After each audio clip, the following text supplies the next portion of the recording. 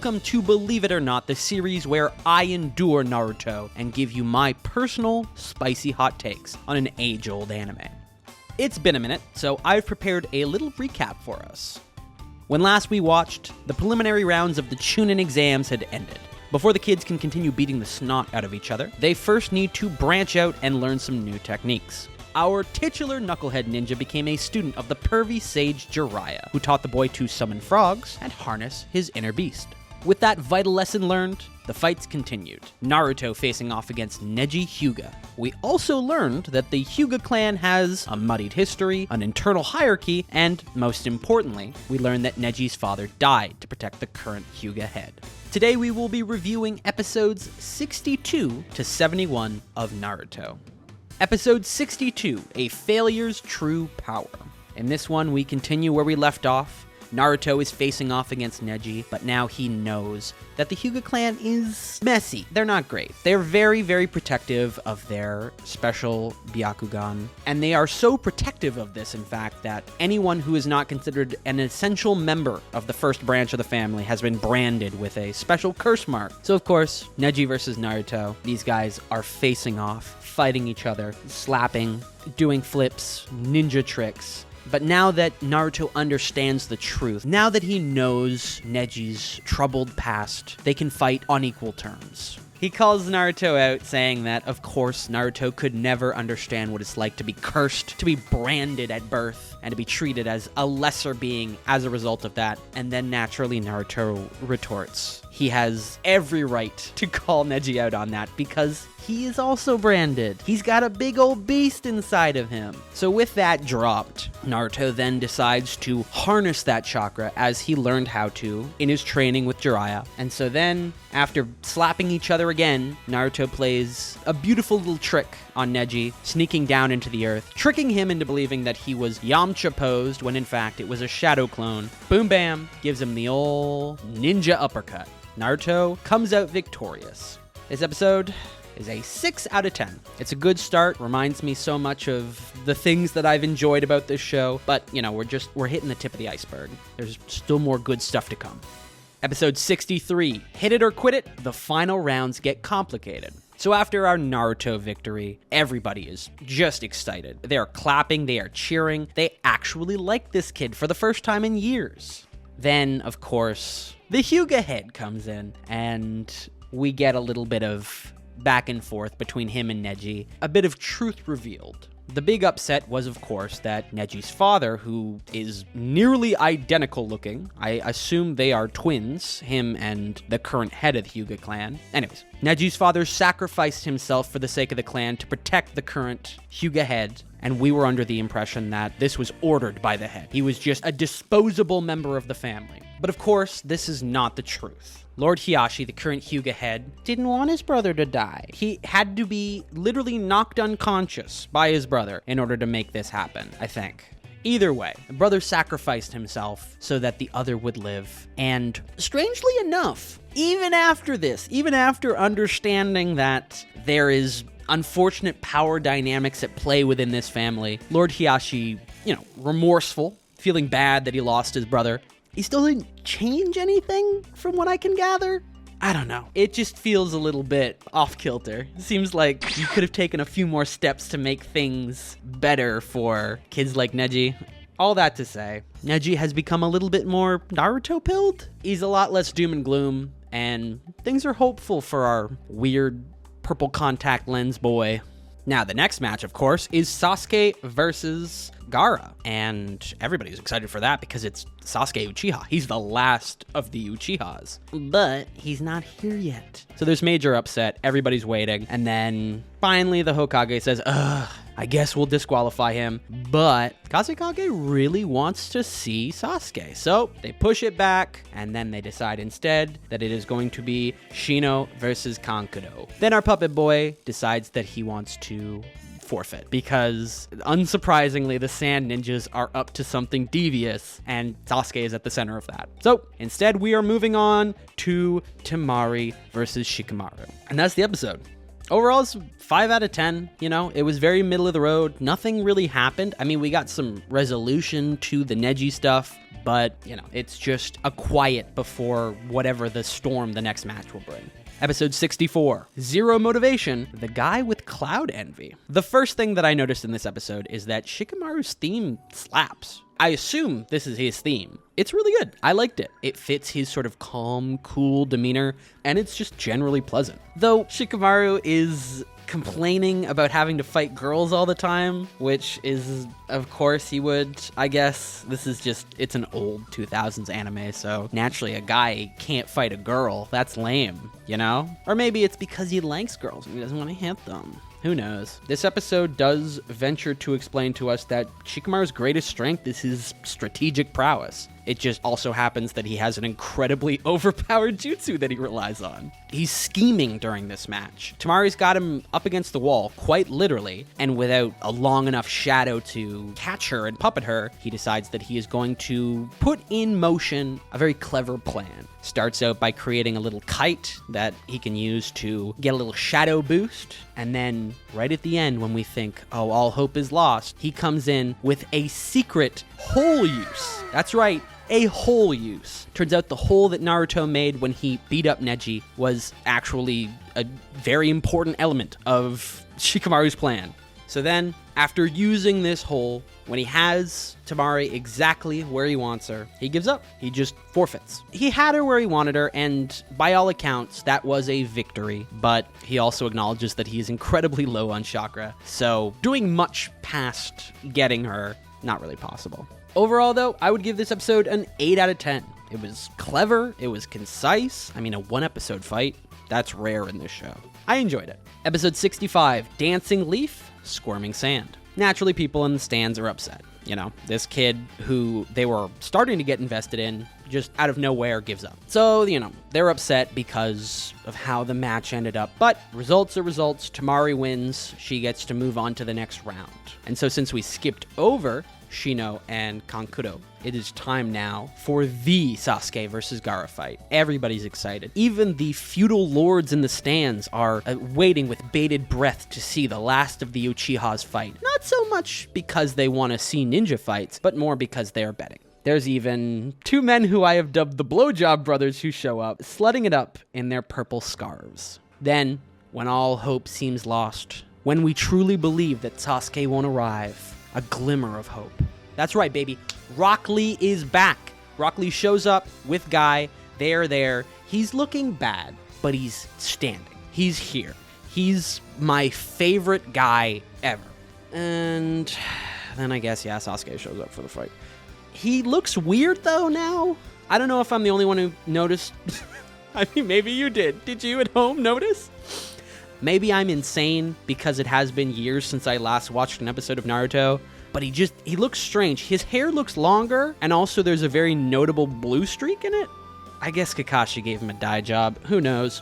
Anyway, he's back. He looks bad, and right before that match is about to start, those Blowjob Brothers from earlier decide that they want to beat on Gaara in an attempt to rig the match, which is maybe the stupidest thing any adult has ever tried to do. So naturally, Gaara kills two men before his fight. You know how it is with crazy kids. This was a 5 out of 10. You know, it's, again, we're in a little reprieve. Rock Lee came back, which is always pleasant, but ultimately this one was just waiting on Sasuke, and then Sasuke appears, which means now we can actually continue with the story. Episode 66, Bushy Brows Jutsu, Sasuke style. Yeah, okay, so at the start of this episode, the first thing that I sort of noticed was Sakura, she's all on her own, and she's kind of, I don't know, I feel bad for her sometimes. Because Sasuke is Sasuke. He gets special treatment, he gets an incredibly powerful bloodline technique, and he's getting all of this extra special treatment from Kakashi right now, because I guess they're the Sharingan brothers. And then Naruto is this free spirit who can find mentors anywhere. But then, you know, there's Sakura, who just has nobody right now. I just feel bad for her. I'm sure things will work out eventually for her, but it's not looking great. So in the match, Gaara is going nuts. He's talking crazy. I think the sand might be his mother, or he's just generally talking to his dead mother in the space around him. Is weird. But then Sasuke comes in with stolen valor. He has taken the one thing that Rock Lee has, his expert level taijutsu, and he is utilizing it to beat up Gaara. I mean, it's the only thing that we've seen so far that actually works on him, so, it's understandable in that regard, but it still hurts.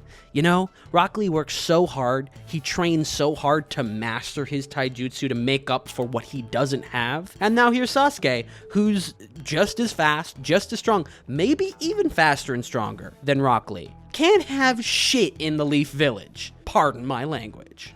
It is a result of the Sharingan, so you can give him a little bit of credit for that. He's not truly as good because it's just stolen, but he still had to get strong and fast enough to actually use that taijutsu, so I guess he's alright. Oh, and yeah, there's all of these flashbacks to the things that Gaara was saying in the hospital back when he snuck in and tried to kill Rock Lee, and it's just reminding me of how deeply, truly unhinged this boy is. Oh yeah, and then Naruto rushes in, screaming to Kakashi about how somebody needs to stop this battle to the death. Again, the Chunin exams have 2 rules. You either beat the guy to submission, or you kill him. And then Naruto runs in and goes, somebody has to stop this. Sasuke might die. Anyways, this one's a 6 out of 10.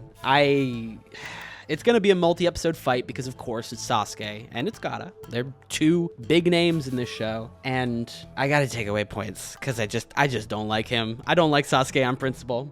Gaara's interesting. He's a freak, but he's cool. Episode 67, late for the show, but ready to go. The ultimate secret technique is born. So now, after all this build-up, after all this, slapping each other around, we get to see what Sasuke was actually working on during his time with Kakashi. He's learned Kakashi's special secret technique. It's a physical manifestation of chakra. It's called Chidori, 1,000 birds, or the lightning blade. I mean, it's pretty cool. It's, I like the details here. I feel like they could have gone with just, it's just pure chakra. So it's like electricity in my hands. But the detail of it sounds like a bunch of birds chirping. I don't know, I like that. It's simple, but it's effective. And it's also just an undefeatable weapon. It's like a perfect blade. You just have to be good enough to properly use it. He runs in, slaps Gaara so hard with his cool new lightning knife, and then, after that blow connects, the boy is bleeding. The boy is actually injured, and his reaction to being injured is, I don't know, it's very funny to me. I thought it was good. It was a clutch move because in the end, Sasuke managed to stop Gaara from full-on transforming. He was going to embrace his inner tailed beast, just kind of like Naruto did when they fought against Zabuza and Haku.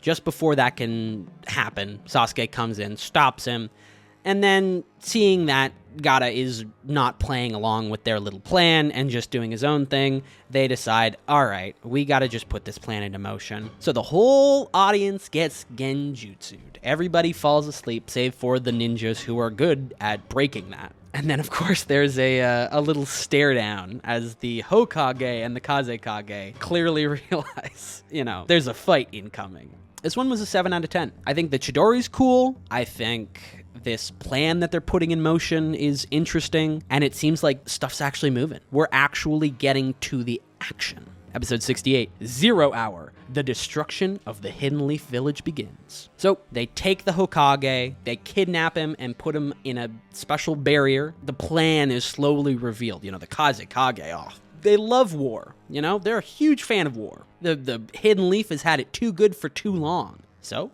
let's start some conflict. In the outskirts of the city, they manage to summon some giant snake hydra beast, which is slowly approaching the city.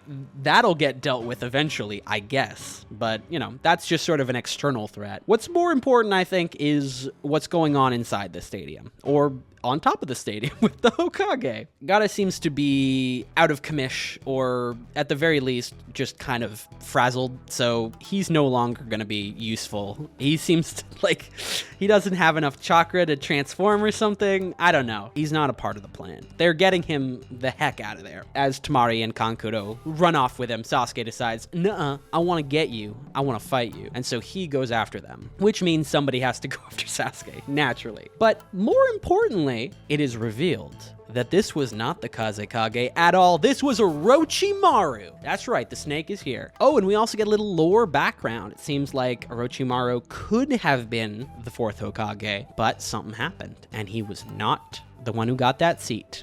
Orochimaru just kind of stabs himself and explains a little bit more in detail that all he really wants is to stir the pot, create a little chaos, change the status quo. One might say he's a bit of a joker. Then the episode ends with Kakashi telling Sakura that she's got to go and break the Genjutsu on Naruto and Shikamaru because Sasuke's on the loose and they got to stop him. Overall, this is a 7 out of 10. Shit's hit the fan, and though, you know, we're just in the preliminary stages, I still think things are interesting. I'm excited to see where all of this goes. We can finally see the results of all the plotting and the scheming. Episode 69, nice. Village in Distress, a new A-ranked mission.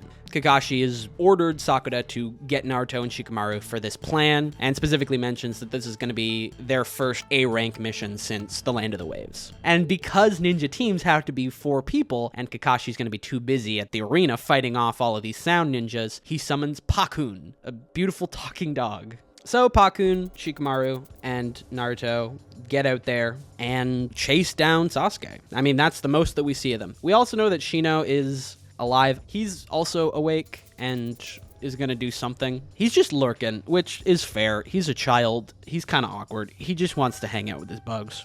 Oh yeah, up on the roof, the Hokage is still stuck there with Orochimaru, trapped in that barrier, and then the barrier guys decide to seal themselves into the barrier so nobody can get them out. And it seems like a pretty foolproof plan. But I can't help but wonder why they don't just try and tunnel through the roof. I don't think there's any sort of barrier below them. The Hokage is now prepared to fight. He's in his classic ninja clothes instead of his, president outfit. And then Orochimaru summons some special boxes, 2 out of 3 specifically. And it seems like what he's summoned are the dead bodies of the previous Hokages. So, I mean, it's probably a good thing that he didn't get that third one because, it was the first Hokage that showed up first, the second Hokage after that. He's the third Hokage. I'm pretty sure Naruto's dad was the fourth, so that would have been awkward. Also, yeah, Konohamaru spent some time staring directly at the sun. Seems there's, rainbows are an omen of snakes and bad things. So Konohamaru feels like something bad's going on, which is fair. His grandpa's stuck in a cage. This is an 8 out of 10 episode. I really enjoyed this. Things are shaping up. Battles are starting. The action is underway. Episode 70, a shirker's call to action. Lay about no more. So, while all of that happens at the stadium, Naruto, Shikamaru, and Sakura, plus Pakun, are out to find Sasuke. They just are running through the woods, and there are some other ninjas chasing after them. They're being tailed, so somebody has to stay behind and stop them, because otherwise they'll just get tailed, and then when they finally do find Sasuke, they'll be outnumbered. Since somebody has to stay behind and the episode title clearly indicates that it's gonna be Shikamaru, the only one who shirks and is a general layabout, he's the one who decides to stay behind. He does pretty good for himself. I mean, he manages to trap a bunch of, Jonin, I think, level ninjas with his shadow puppet jutsu. He's got them where he wants them. He can't do much more than that because he's pretty low on chakra, again, from his fight. He goes on about how all of this sucks and how he has wanted just a simple life as, a middling, basic ninja who gets a basic, bland wife, 2 kids, retires, and then plays shogi until he dies. Before his wife, of course. Asuma shows up to save him. He's got some cool, brass knuckle knives, and he's doing some interesting moves to help save this child. Oh, and then right at the end, we get a little sneak preview of the main event, the Hokage Smackdown. Very excited for that. So overall, this is a 6 out of 10. We got to keep an eye on Naruto and his friends and see what they're up to. I'm endeared to Shikamaru, so I don't mind a little bit of time with him. It's also good to hear his theme again. So I got no problems. Episode 71, an unrivaled match, Hokage Battle Royale. So immediately, the episode just looks good. I don't know if it's because they've animated it a little differently, or if just having everything be kind of desaturated and dark makes Naruto just generally look better, but immediately I was like, this episode looks pretty good. We're throwing out elemental jutsus. There's fire, there's water, there's earth. The third Hokage throws out a sloppy mud pie at some point, and then the first Hokage reveals his secret jutsu, which is just make a forest. But all of that's nothing compared to what's going to happen next. That's right, the third Hokage summons the Monkey King Enma. Monkey King Enma turns into a stick, which is just the power pole from Dragon Ball, and in return, Orochimaru pulls a snake out of him, and then pulls a sword out of that snake,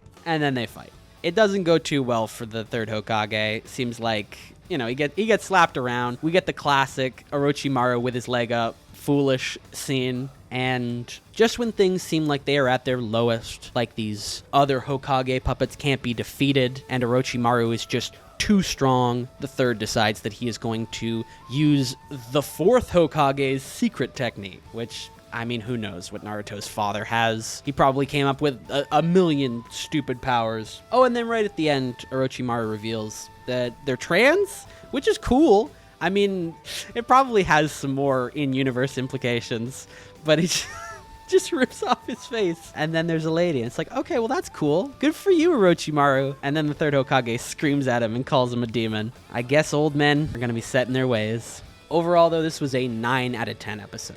I liked it a lot. The animation was smooth. We got to see some, not even Jonin level fights. We got to see Hokage level fights. That's interesting. I like seeing that. I like seeing serious business related to Orochimaru. It's all finally coming together. This batch has received a final tallied ranking of 6.7 out of 10. It's maybe just the recency bias of that last episode speaking, but I really enjoyed this batch. I forgot how much I enjoyed Naruto, legitimately. It's been long enough that, you know, everything was kind of foggy in my memory. I rewatched this series to get caught up for this watch, and I'm into it. I actually enjoy what I am seeing here. So, if you've enjoyed watching this video and you want to watch videos like this, you can subscribe to our channel. Every once in a while, we put out videos that we're passionate about. I mean, Sam has put out a really, really well-made video about Final Fantasy XIV. If you are at all interested in that and have experience with it, highly recommend you check that video out. If you want to stay up to date on the goings-on of the Digital Dream Club, you can follow us on Twitter at DigiDreamClub. We also have a Patreon and a Ko-fi, the links to which will be down in the description. Thank you again for watching, and I hope you have a lovely day.